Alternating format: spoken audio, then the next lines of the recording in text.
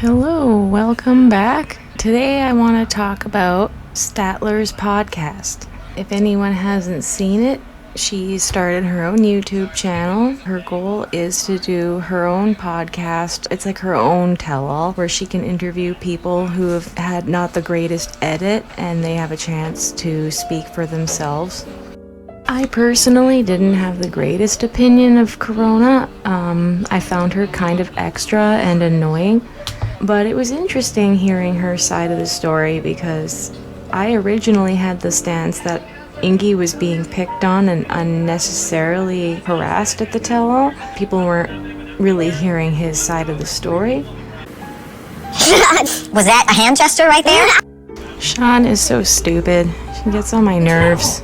Alright. Corona, did you even say hi to Inky? More stupid questions, thanks. No, why would I? Hi, Corona. And he's only doing that to be a smartass. He didn't say hi to me either. So, no, we're good.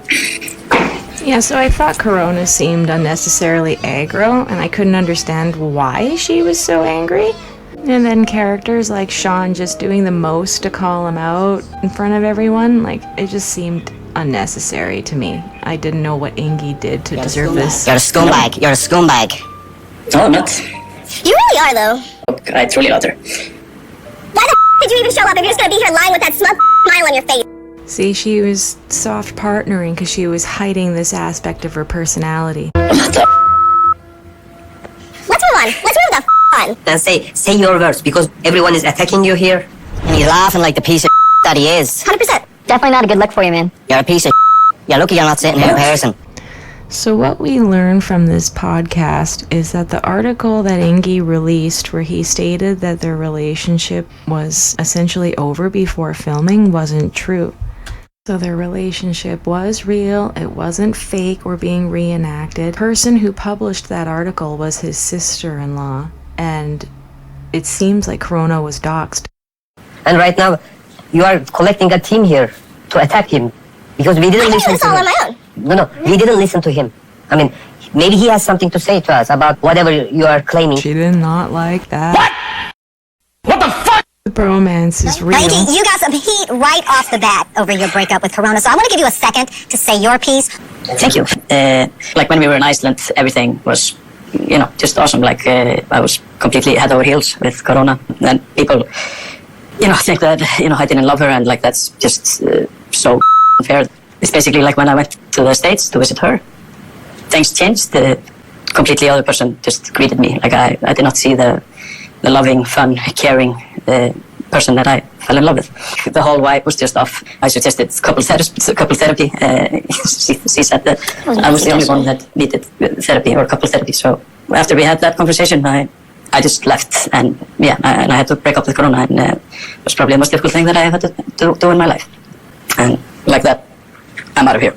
When I left that tell-all stage, the little bit of respect that I had left for him was gone. Because he just got up and left. He just got up and left. And like that, I'm out of here. As you know, sometimes relationships end before you're allowed to tell people that it's ended. We both have that experience. Yes, so then there's just there was a legitimate 6 months of me just stewing on this and wanting to tell my truth, being silenced. That is hard. So then when it finally came out, it was a bit abrupt, and so people were like, oh my god, why is she so mad? What's going on? I had the exact same experience. Because yes, you're having to keep it in that you and this person are no longer together, yes. We had, however, we were not together, and we had to watch this stuff back. Yeah. After we'd broken up with our people. So it's really upsetting to watch your relationship unfold when you're like, oh man. And then hindsight, always 2020. So I'm looking back and I'm like, oh my god, you should have left then. You should have left then. Yes, you should have left then. Why is she still there? So I think a lot of people have questioned if your relationship was genuine. That is the number one question I get. Yeah. And it's so frustrating because yes, for the record, it was a real fucking relationship. But it's so disheartening to have my real experiences invalidated by people that I'll never meet. But it takes one person to say one thing, and then boom, it was all fake. And it's no, these are my real feelings, and that was my real life. Yeah, so I definitely get that. I feel that. And having people, strangers, who have watched such a small tidbit of your relationship. Yeah, so how long was your relationship, and then how long was filming? In total, so we were talking for a year before we actually officially got together. Yeah. And then we dated for, I don't even know how long until it ended, maybe 8 months or something. So in the grand scheme of things, genuinely my shortest relationship ever, but blown up the biggest in my face. That's insane. Yeah. In terms of the grand scheme of my life, this is a blink of the eye, but it's gotten the most attention out of everything as well. Which is unfortunate because I have exes that I love and still respect, and we're still friends. So it's unfortunate that people never got to see how I actually am after a breakup. I'm actually the best ex-girlfriend that you'll ever have in your life. Damn. Genuinely, best friends with some of my exes. Yeah. What caused the relationship to end with such a bad bang? Like, what caused it to? I think it's just how it ended. So previous relationships, there's been a conversation. We're like, okay, this relationship isn't working for us. So, you know, the best thing to do is to split. But it's, you have that conversation about it. Yeah. My ex did not have a conversation about it. He simply just left. Seriously? See, I didn't know that. Just left. I didn't know that. So Yeah. had you gone back to Philly from Iceland? Like, I'm gonna pay for this visa because my man's coming. Perfect. Of course. Perfect. I don't even think 3 weeks passed after I filed for the visa did he get up and leave. Not even 3 fucking weeks. And then when I got the message that our visa was approved, months later, it like broke my heart all over again. Because I'm like, in another life, I would have been so excited to see that approval.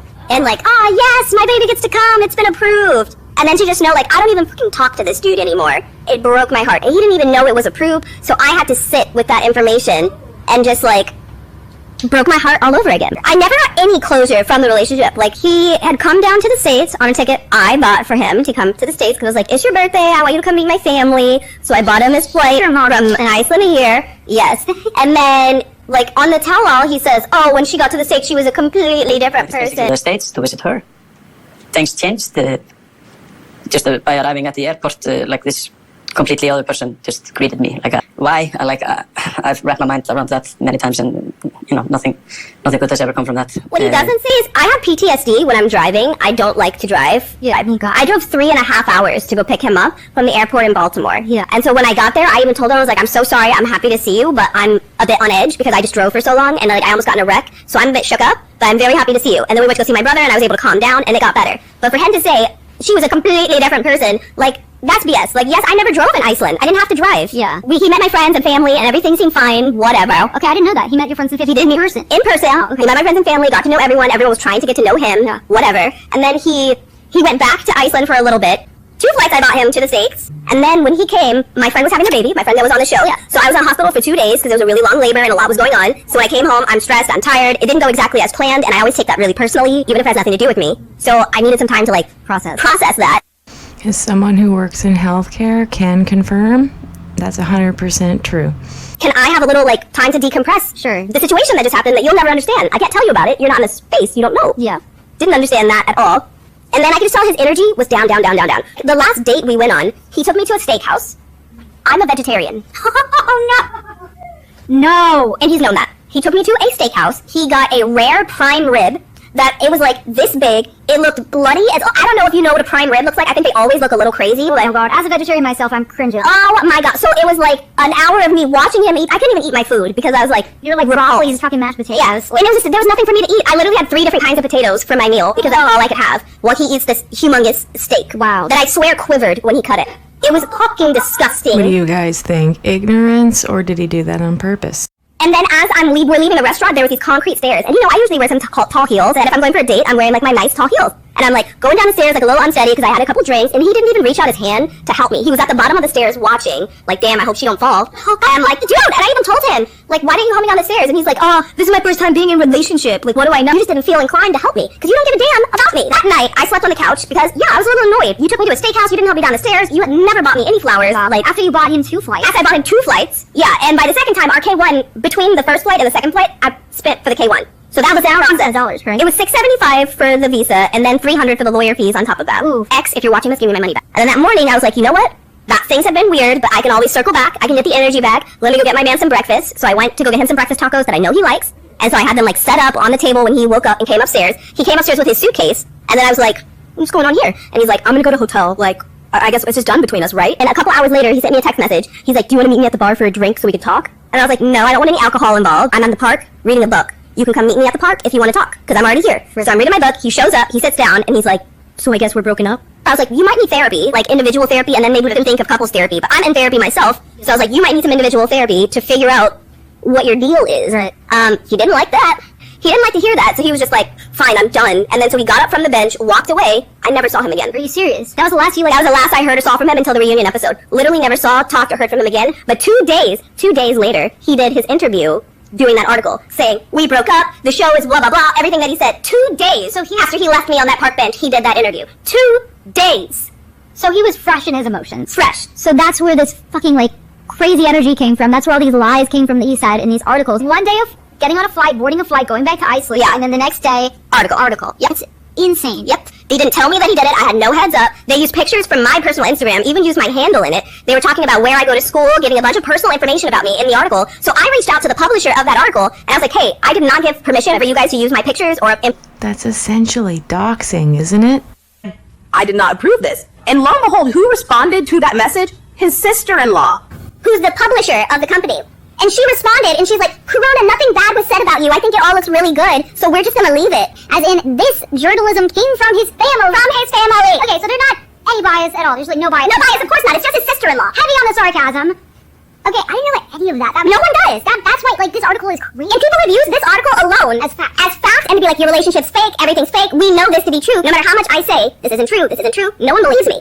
And it's so upsetting for people to invalidate such a real experience I had. Jesus. Because they read something from an article of someone who was freshly broken up 2 days and was just going and saying shit. His sister. Published by his sister-in-law. I'm a lot of things, but I'm not a liar. Right. And why I applied for this K1 visa months after we were done filming. We stopped filming in February. I didn't apply for the visa until May.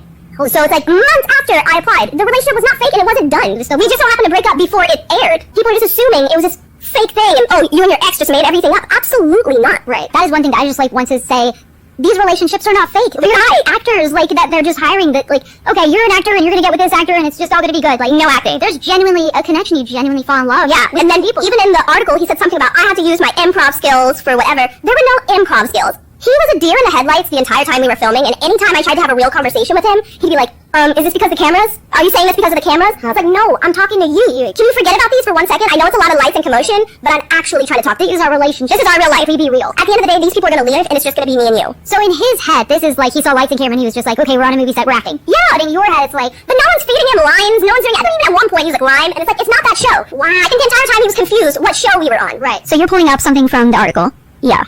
In the Iceland paper. This is the part. It says, the shooting took its toll, but we were still good after that. Then, we are actually broken up today. It just didn't work out. She lives in the United States and is studying midwifery at a very nice Ivy League university there. I would like to know where in that sentence it says we broke up before we filmed. I would love to know how they got, we were still good after that. Then, we are actually broken up today. It just didn't work out.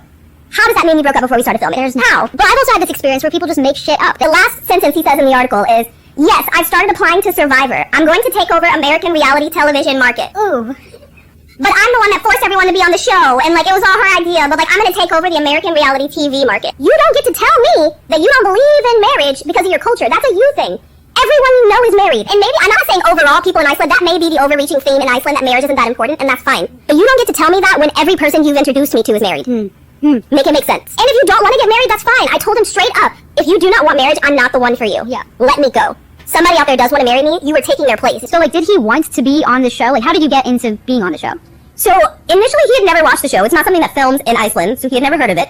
But I have, obviously. And I knew we were in a relationship that thing showcases. Like, we're doing exactly what they're doing. So I wanted to showcase, like, hey guys, there are other kinds of relationships. We have this thing going on. Right. And so I presented him the idea. I was like, hey, like, I apply for the show. If you don't want to be on, you don't have to be on. Like, I just as an email. We can always say no. Yeah. And then he's like, well, let me see the show. So we watched one season. He's like, okay, like, I guess I can do that. And so I honestly didn't take a lot of convincing. Like, at first he was like, I don't know. And then I kept telling him, like, if you don't want to, 1,000% no. We don't have to do this. Yeah. But if you want to, we can. They're interested in us. Right. So it was an option. Right. And he's like, you know what? Yeah, let's do it. He's like, I think I'll regret it if I don't do it. Yeah. But then he got so full of himself, and he's like, well, now I want to apply for Survivor.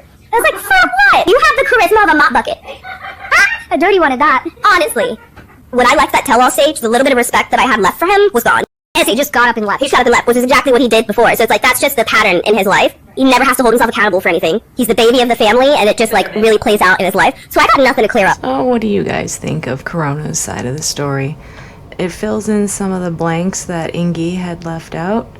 If you want to see the full podcast, make sure you check out Statler's channel, Tell All Podcast, the Tell All Pod. Thank you for tuning in. Have a good night. See you next time.